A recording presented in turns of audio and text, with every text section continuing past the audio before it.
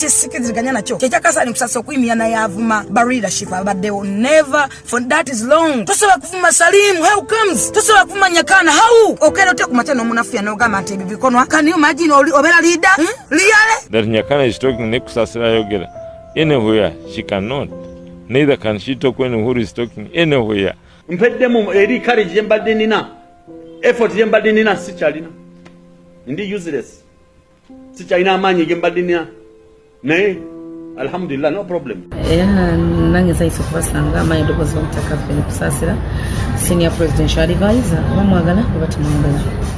Nsanyusa nange okuba nti ndi mu NRM bamenyazanyisa ekibuzo ky'ombuusiza naye kiri nti bannange tebacomplaininga manyi tebamanyi kituufu kiriwo naye nalondeddwa era omukulembeze yannomuze nga alaba nsobola ekintu tebasudde nga balaba boogera nti yabasudde yeerabidde abantu kapetavunya naye wala nze omukulembeze ntandika omunyimbira ebbanga lyadda nakamuyimbira ebisanja bisatu abamu muyinza okuba tembadde mukimanyi naye mbadde nga nkola naye era agenza okunonda nga alaba nti nsobola naye kyenandise baganda bange abacomplaininga bagamba nti babasudde tebabasudde wabula buli omu mbadde nsaba ajja kuba bulungi ate ajja kukola ye byalina okukola nga ye tebabajja ku mirimu gyammwe wabula nange kyebankwasiza buvunanyizibwa bwange bagenze purposely because of Bobi Wine president wa ghetto nze chairman wa ghetto ate Bobi ye president waabwe ze chairman waabwe yandinkozeseza ate ababadde bali bantu baffe bennyini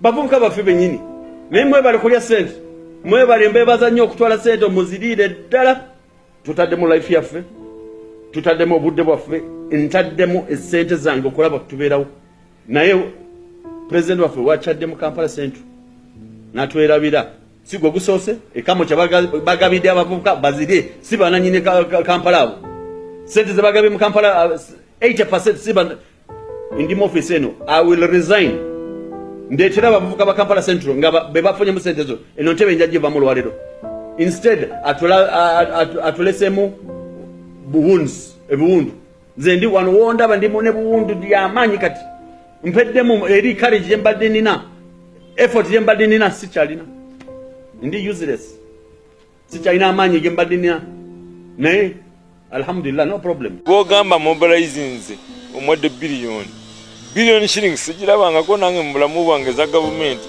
mpozi ezange njiyayiyayo nenfunafunayo naye za gavumenti nti billion nempulira nti bebe kuru bamwadde 2 billion for what purpose kikyagenda okukola omumanyi arrogance ye bino nja byogeranga mu mazima ali arrogance and ignorance are inseparable byebisinga obuzibu mu bulamu. He has no moral authority to even talk when I'm talking anywhere mention it that Nyakana is talking ne Kusasila yogera anywhere she cannot, neither can she talk when Uhuru is talking anywhere. They will say these ones are the singers, eh? Right, okay, they are the singers. That's it. What else has she done for Uganda? Never outshine the master. How can you come and outshine the masters of Kampala? Never do that. It's a big danger to you to outshine the masters. Who the hell are you?